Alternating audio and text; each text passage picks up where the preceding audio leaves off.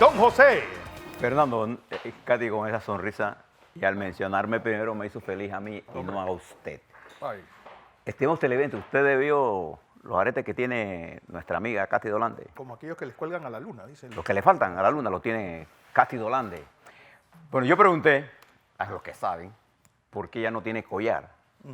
Entonces me dijeron que los accesorios que usa una joven como ella tienen que estar en armonía Opa. con el vestido y con quien lleva el vestido. Entonces, como ella es así de hermosa, que tiene los aretes largos, con ese vestido que no tiene manga, todo eso me lo explicaron. Y por eso se ve espectacular. Así con sus aretes sin, Sí, lo que es natural a la Salamanca no presta. Salamanca no Es presta. que es bonito, póngase lo que se ponga, hombre. Ni el que es feo, Bien. aunque... ¿Ya lo saben? Les reitero, aunque los reencarne. accesorios tienen que estar en armonía con el vestido y con la percha. ¿Le parece? Bien, hablemos de algunos temas nacionales. Lo primero, reiterar nuestro saludo al pueblo tableño Tableño. y recordar con alegría, pero recordar a Victorio Vergara Batista, el tigre de la Candelaria. Pero también este domingo, allá en Cooperstown, en Nueva York, estarán llevando al Salón de la Fama al segundo panameño, Mariano Rivera. Allá estará también un grupo de folclórico nuestro, estará el presidente de la República, una delegación grande, porque es un acto grande.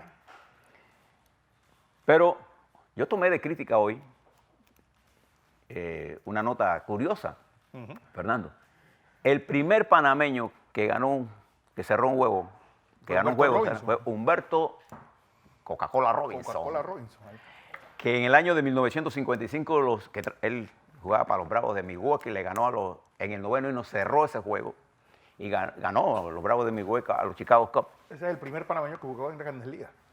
Y ese equipo, de la cual Robinson él jugaba para el Chesterfield, en aquella época, en la que no había ni televisión ni nada, se transmitía por radio.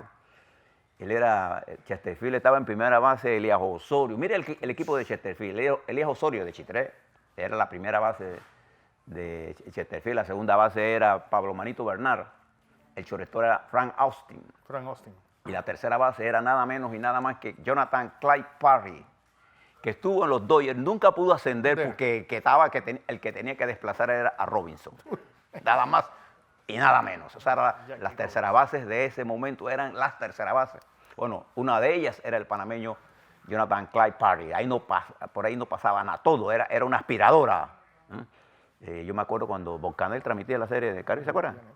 Bueno, Deportiva Gillette. De esa época es el colonense. Don Tomás Alberto Cupa fue el único que subió a esas Grandes Ligas. Sí, era Grandes Ligas por todos lados. Nosotros, de esa Grandes Ligas, el colonense Humberto Robinson, que vivió mucho tiempo en Brooklyn, Nueva York. Siempre pensé que él era bocatoreño. No, es colonense. Colonense. Le ganó una vez a Cuba cuando Cuba jugaba. Reía. No, cuando Cuba reía. Sí, bueno, fue en esa época. Pero ya no con el Chesterfield, sino como refuerzo del Cartavieja, de los equipos cuando había béisbol profesional aquí, en el estadio de Cabo Verde. El monstruo. Coloso de Cabo Verde. Coloso. Bien, hablemos un poco de la política y dejemos un poco el entretenimiento. Quiero hablarle de la Asamblea Nacional y esto de los contratos. Yo he visto, nosotros de todo hacemos un problema. Yo quisiera decirles a ustedes, ¿en qué parlamento del mundo los senadores, en el caso de los Estados Unidos, los representantes, los MP de allá de Inglaterra o los diputados de Francia o de España o Francia, no tienen un equipo que trabaja con ellos? Todos. Es más, y le llaman... Los staffers. No, en Estados Unidos es el pasantes. Sí. Bueno, en Estados Unidos la palabra en inglés es staffer. ¿Y quiénes son? Abogados, especialistas en comunicación, especialistas en economía. Dependiendo del Estado, en el caso de los Estados Unidos, que se oriente el Estado, si es un Estado agrícola, bueno, tendrá especialistas. Y eso no le pagan $500, son especialistas. Entonces, una planilla de $20,000 para un diputado, que lo haga, lo utilice bien, incluso para los jóvenes que lleguen ahí, no es que es la gran cosa. Un especialista, si usted consigue un pelado de $500, no le va a servir para nada. Usted necesita un economista, un hombre que sepa de leyes, de derecho. Ahora va la Constitución. Entonces, creo que este equipo técnico, en la Asamblea hay abogados, pero son los abogados de la Asamblea. Claro. Cada diputado tiene su concepción, representa los intereses del colectivo que lo llevó allí y de los constituyentes que lo llevaron allí. Es que no es casual que la biblioteca más importante del mundo sea la biblioteca del Congreso. Claro. Porque ellos van a investigar cosas que van a afectar medio ambiente, van a afectar el comercio mundial. Yo creo que los diputados tienen que tener un equipo que los apoye. Y una Ahora, biblioteca. ¿Qué tiene que ser? Bueno, que lo hagan de acuerdo a un criterio de trabajo. Claro. Pero ponerse a discutir que $20,000 es mucho, yo le digo a ustedes que uno de los grandes problemas que tiene el Estado para conseguir gente capaz son los bajos salarios que paga. Excepto si eres policía. Bueno, si eres comisionado. Comisionado. Porque si eres de abajo, con $700 usted paga su comida, su casa y listo, se le acabó todo. Entonces, creo que debemos ver, porque todo el que tiene el Estado gobierno, todo el que gana 10,000, a todo el que el dinero le es secundario es porque lo tiene. Sí. Pero al que no lo tiene, el dinero es primario. Entonces, creo que si usted busca en el mercado gente para ayudarlo, usted con $2,000 consigue un novato. A ninguno de los especialistas de este país usted lo consigue por menos de $3,000. Así que vamos a ser realistas. Entonces, la Asamblea se enfrenta. Fíjense a las cosas que se enfrenta la Asamblea. Se enfrenta, ya le llegó una ley cuya paternidad no es del Ejecutivo, ni es del Legislativo, viene de una comisión que se llama Concertación Nacional. que es una expresión pequeña de la sociedad panameña. Y lo que el vicepresidente dijo, queremos reformas profundas. Ahora la Asamblea tiene que hacer consultas y el texto de las reformas tiene que pasarse por una serie de filtros técnicos de manera que la Constitución, las reformas que se hagan, cualquiera que se haga, si se aprueban, porque esto tiene que ir a un referéndum.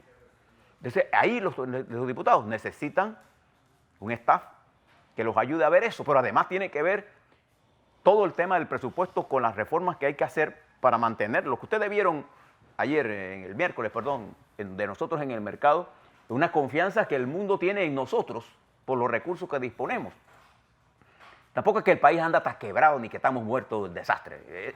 Esas afirmaciones que no están basadas en nada. Sí, hay problemas que se dejaron de hacer, sí. Pero para eso, el que ganó sabía que esos problemas estaban ahí. ¿Qué es lo que tiene que hacer? Hombre, resolverlos. Y el presidente Cortizo tiene que resolver una serie de problemas, igual que la Asamblea tiene que resolver una serie de problemas. Tiene que volverse más eficiente. Y esto llega a los partidos políticos a la necesidad de montar seminarios para entrenar a los muchachos nuevos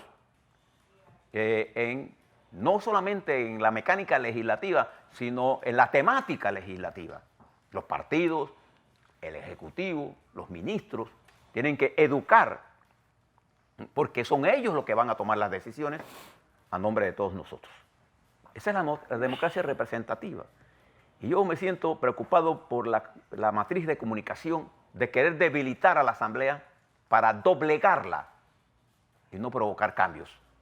Ese es el objetivo fundamental de toda esta presión. Y estas reformas que llegan de la concertación, que no son reformas de nada, sí, porque no van al fondo de nada.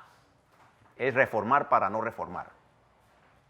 Entonces, salgo a la defensa del órgano, porque la Asamblea es el órgano político por definición del Estado panameño. Es allí donde hay que hacer el debate. Pero los diputados tienen que aportar al debate. No importa que no estén de acuerdo, al final tenemos que consensuar algo.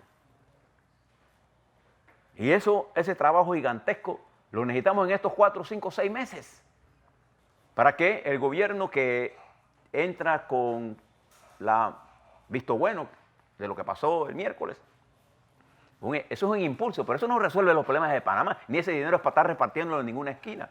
Eso es para reforzar la capacidad del Estado de resolver problemas con la empresa privada y los sectores productivos que son los trabajadores de este país. Entonces, la primera cosa que tiene que hacer, una de las cosas importantes que tiene que ver la Asamblea es el presupuesto, y que tiene que ser hecho con un nivel de objetividad y de creatividad para reducir los gastos y producir ahorros, para que el ahorro nacional sirva como fuente importante del aporte nuestro a las inversiones y no recurramos a la deuda 100%. ¿Les parece? Entonces dejemos esta angustia de estar destruyendo la Asamblea, porque al final lo que estamos matando es la institucionalidad. Sí. No le estamos dando ni siquiera... Hombre, esta es la primera vez durante los últimos 15 años que la Asamblea tiene... todas sus comisiones listas. En 15 días. Antes no pasaba, ¿sabe por qué? Porque nadie tenía mayoría. Ahora hay una mayoría y es más fácil. Pero la ha tenido a la mayor velocidad posible y no paran los ataques, dirigidos fundamentalmente a inhabilitar a la Asamblea Nacional. Les presto la atención sobre eso. Usted puede tener sus desacuerdos con un diputado o no, pero usted está haciendo de eso un ataque a la Asamblea y destruyendo el órgano que tiene que bregar con los principales temas que nos afectan a todos nosotros. Le voy a dar un ejemplo. ¿Cómo nosotros destruimos aquí? Fernando, ¿quién duda de que tenemos un problema en el sector eléctrico? Nadie. Yo le voy a leer, y fíjense que yo tengo un profundo respeto por los periodistas, por los que trabajan en todos los medios. No hago de eso ninguna distinción. Pero fíjense lo que hace el periódico La Prensa en el día de hoy. Yo lo voy a leer íntegro. El hoy por hoy del periódico La Prensa dice así: el subsidio de la tarifa eléctrica está fuera de control. Los cálculos hechos por ese rubro están alejados de la realidad y ahora el gobierno tendrá que hacer malabares para ver dónde saca los millones que costará hacerle frente a deudas adquiridas sin ton ni son. Es una columna. El hecho es que ese paternalismo del que hacen gala los políticos, con el único afán de complacer la evidencia de una supina negligencia en el uso de los recursos del Estado, ahora, con un déficit fiscal que a finales del año podría estar cerca del doble de lo prometido por ley, los costos de esta aventura se hacen desquiciantes.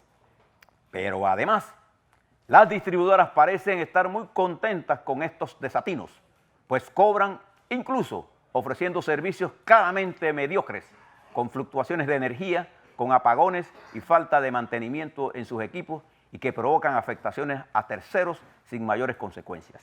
Y si fuera poco, en el desalentador panorama, el gobierno ha designado como director de la Autoridad de los Servicios Públicos a un abogado penalista más conocido por sus argumentos en favor de la declinatoria de competencia de la Corte Suprema al caso Martinelli que por alguna actuación en el tema energético. Es el resultado de décadas de conflictos de interés y de politiquería. Este artículo, o hoy por hoy, demuestra los niveles de desconocimiento técnico que tiene quien escribió esto del sector eléctrico.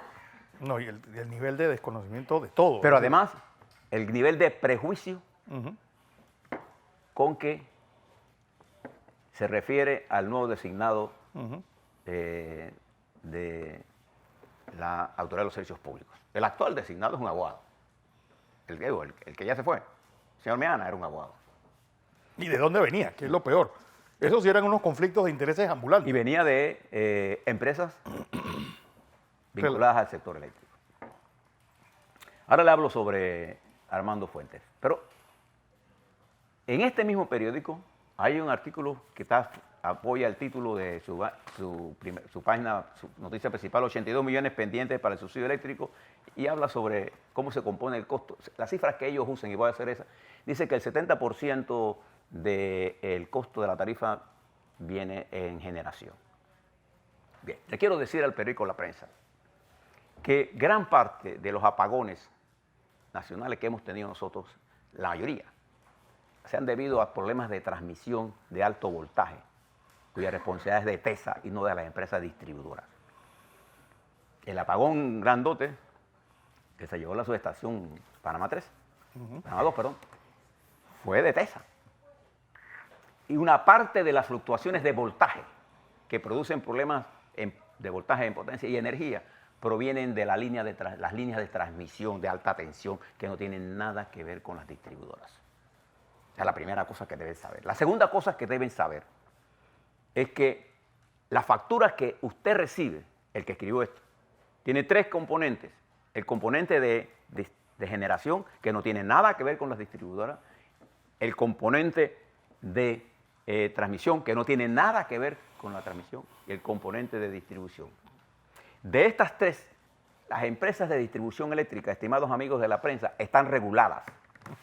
Es decir, su tasa de ganancia está determinada por los parámetros que da y el tope que establece la ley. No así las empresas de generación que se mueven en el mercado eléctrico. Es allí donde está el problema. Pero no lo han querido señalar así. Porque lo que nosotros estamos pagando ahora mismo, estimados amigos de la prensa, es que lo que se ha manipulado es precisamente el tema de generación. Y hoy usted está pagando una luz porque la matriz de generación de nosotros tiene un componente ineficiente térmico e ineficiente hidráulico que está facturándose a usted. Las empresas de distribución no tienen que ver absolutamente nada con este costo. El costo de distribución está perfectamente controlado. Está controlado, no perfecto. Quito la palabra perfecto.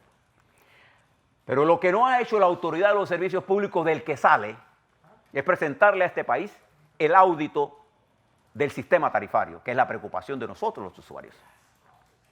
Nosotros queremos saber si lo que se nos están facturando es lo correcto. Entonces eso es lo que tiene que hacer la SEP. Los conflictos de intereses lo tenía el que se va. Sí. El que entra, que es el abogado Fuentes, es un abogado que yo sí lo conozco, que además ha litigado en el sector eléctrico. Lo que pasa es que ustedes no han hecho la investigación como tal. No. ¿Les preocupa que no tenga ninguna ligación con las estructuras eléctricas? A mí no me preocupa. ¿Por qué? Porque el regulador lo que tiene que saber es la ley. Él no tiene que inventar la ley. La ley está redactada. El regulador tiene que aplicar la ley. Si se hubiera aplicado la ley, estimados amigos de la prensa, y se hubiera permitido que las empresas que desarrollaron la propuesta, particularmente Engie Power, en el tema de gas natural, hoy las tarifas eléctricas del componente generación fueran 30% menor de lo que está facturándose hoy. ¿Pero quién impidió eso? La pasada administración de la Autoridad de los Servicios Públicos. ¿Qué tiene que hacer Armando Fuentes? Bueno, buscar la forma de una solución, no para desbaratar la matriz existente, sino para que coexista eficientemente una matriz de generación cuyo objetivo sea bajar el componente de tarifa, el precio de tarifa a largo plazo y mantenerlo estable. Pero para eso se requiere gente que no esté vinculada a una fuente del poder que genera todo esto. Entonces, primero debe entender la prensa qué fue lo que está pasando. Porque yo no los vi criticando esto. Los únicos que hemos venido hablando en forma sistemática del problema de tarifas eléctricas somos nosotros. Y pero quienes es que no nos hemos opuesto. Sino que no vimos a la prensa criticar Nada. que el señor Ferrari venía de la misma empresa. Criticar a Iván Barría, que no era fue un desastre. Bien. Y además, ahora con este señor Meana. el costo de energía eléctrica de este incremento se debe fundamentalmente a la mala administración de ETESA, cuyas el propio Barría cuando estaba de director, cuyas decisiones administrativas impidieron que la empresa que construía la tercera línea la tuviera lista, por no tener disponible la tercera línea, por problemas administrativos y no porque porque se atrasó, porque Martínez no tuvo nada. La línea debía entrar hace un año antes de que no entró, y entonces ¿qué tuvo que hacer TESA? Pagarle a las empresas de generación por no tener disponible. Y lo que estamos pagando, señores de la prensa, no tiene nada que ver con distribución. Lo que estamos pagando es porque no teníamos la línea de transmisión disponible para conducir la energía y potencia que nos estaban enviando las hidroeléctricas, las plantas del lado del puente, para allá atrás, hacia el oeste. Entonces no, es no son las distribuidoras las responsables. Claro, las distribuidoras son responsables de otras cosas, sí, pero no de lo que está diciendo la prensa. Yo le quiero llamar la atención a esto porque quizás una de las principales tareas que tiene que ver el director nuevo de la Autoridad de los Servicios Públicos es ser el regulador del servicio. No es tomar posición en favor o en contra de los... No tiene que tomar posición en contra de las empresas ni a favor de los usuarios. Lo que tiene que saber es que el usuario tenga la certeza de que lo que le están cobrando es lo que es.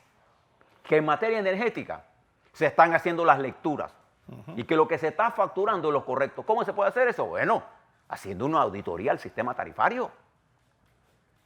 Y hay que eliminar los subsidios. Yo estoy 100% de acuerdo que los subsidios al consumo son una aberración a la teoría económica y al desarrollo nacional.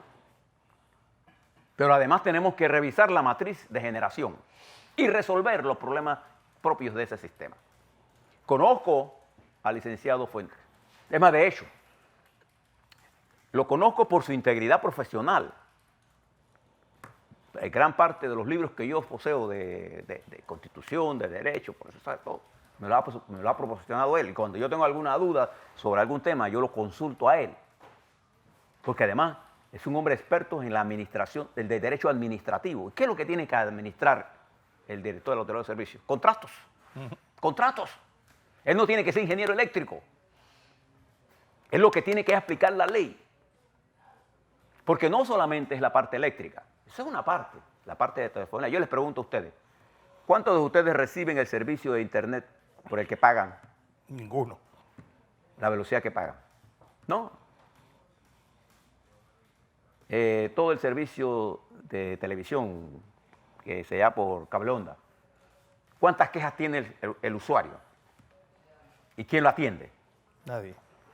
Se ha cerrado la recepción de ofertas para dar internet de mayor velocidad y más barata. No la ven. Entonces tenemos que mirar ese servicio. Tenemos que integrar a la Autoridad de los Servicios Públicos agua y alcantarillado, porque está también regulada por la ley, por la Autoridad de los Servicios Públicos. Y ese hombre que acaban de designar tiene la capacidad técnica de ser el regulador. Él no es el que va a arreglar los daños. No. Es lo que tiene que hacer cumplir. ¿Y cómo lo resolvía Meana? Su incapacidad administrativa, ¿cómo la resolvía? Poniéndole multa a las empresas de distribución cuando el gobierno le debe a las empresas de distribución millones de dólares. ¿Y qué quiere el usuario? Hombre, que si se me quema un televisor, yo pueda ir y que se me resuelva el problema. ¿Qué hace la CEPA eso? Nada. Eso es lo que hay que resolver. Entonces, esto me llama mucho la atención porque este editorial está dirigido, primero mal enfocado técnicamente. Y este editorial no es responsable de los periodistas. El que escribe esto es el responsable de esto. El periódico tiene el derecho de tener una nota editorial. Yo no critico el derecho. Lo que estoy diciendo es que el contenido de este editorial es incorrecto técnicamente y tiene una desviación estructural que tienen en la mente. Porque yo defiendo... Interesa. Yo he defendido aquí los intereses, el derecho de Ricardo Martinelli a tener un proceso justo. Eso no me convierte a mí en un antipanameño, ni un monstruo. Y la mayoría de los abogados panameños, sean penalistas o no, sabían que la Corte no tenía por qué seguir con el caso de Ricardo Martinelli. Pero insistió Mejía. Pero como eso sí complacía a la dirección de la prensa, entonces todo el que se opuso a eso montaron una campaña perversa contra el magistrado Aiden Ortega. Yo le puedo traer la prueba. Bueno, lo que están haciendo con el juez, con el juez Quinto. Bueno, le dejo esto porque vamos a seguir hablando de esto. Pero tengo aquí conmigo, Fernando, ¿me queda un minuto? Me queda un minuto. Tengo aquí la respuesta que Lucy Molinar le da a la Junta Directiva de la Corporación La Prensa, pero no tengo tiempo para verla. La he leído y la voy a analizar el próximo lunes. De sistema eléctrico vamos a hablar más. Yo creo que debemos resolver el problema en el mejor sentido posible. En este caso de Lucy Molinar, es sorprendente lo que a Lucy Molinar como periodista y como exministra y como panameña le hicieron. Le violaron su derecho a la réplica. Nadie puede estar a favor de eso. No que se publiquen, no. Es que fíjense lo que le voy a decir, cuando en periodismo una nota periodística solo lleva la versión de la parte del gobierno, se convierte en una gacetilla y no en una noticia, porque debe llevar la parte afectada. Y no es que yo te llamé, no. No la saques si no la va a sacar, si no la tienen las dos partes. Entonces, creo que en ese camino nosotros tenemos que ser más cautelosos.